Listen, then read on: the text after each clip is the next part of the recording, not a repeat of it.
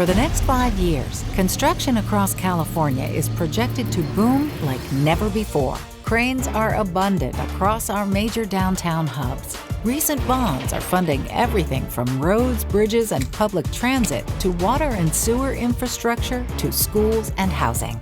At the same time, the baby boomers are retiring, and the industry needs to rebuild and upskill its workforce to meet the growing demand.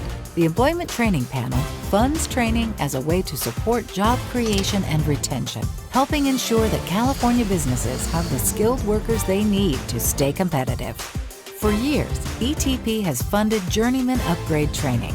In 2012, the panel also started funding construction apprenticeship.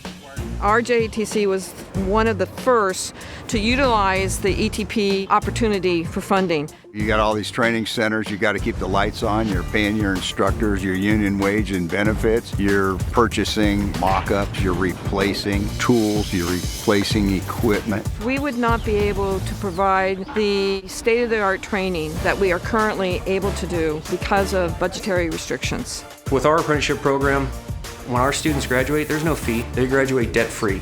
We love ETP. ETP helps the fund go farther. It's a bigger bang for the buck. Unions have developed a unique partnership with contractors to ensure that the apprenticeship training programs meet their needs for a skilled and trained workforce. JATC stands for Joint Apprenticeship Training Committee, and it's a committee made up of people from the labor side and people from the management side. And these are captains of industry made up of management labor that decide, where we're going to put our money and our time and our talent. We have an established curriculum that is approved by management and labor jointly.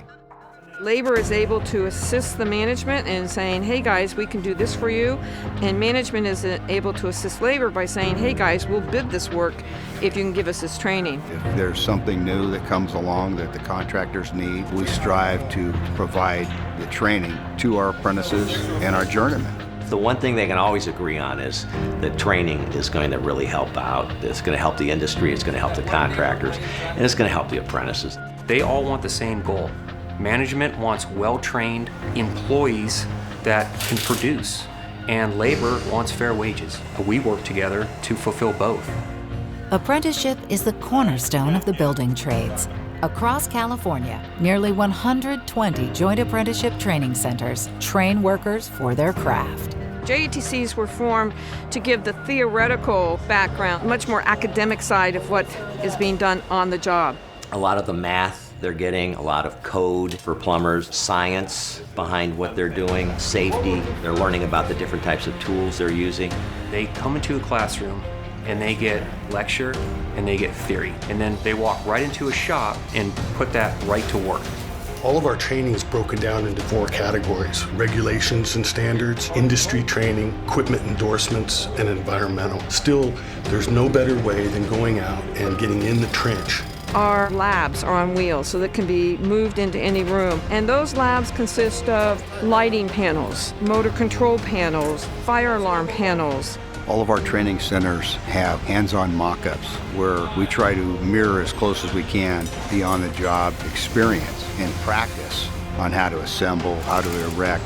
In school, we allow them to use the materials, build the materials. If they destroy it, they're learning hands-on at the school versus on the field where you can't afford to make those mistakes. We're training them for the sheet metal industry, and we concentrate on safety, welding, HVAC, tab, which is testing, adjusting, and balancing of those HVAC systems, architectural sheet metal.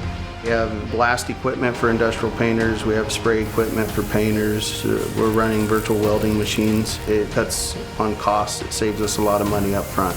Now more than ever, the journeymen need to come in because there's so much technology that's getting injected into construction. It's happening not just in some classroom or in an office, it's on the job site.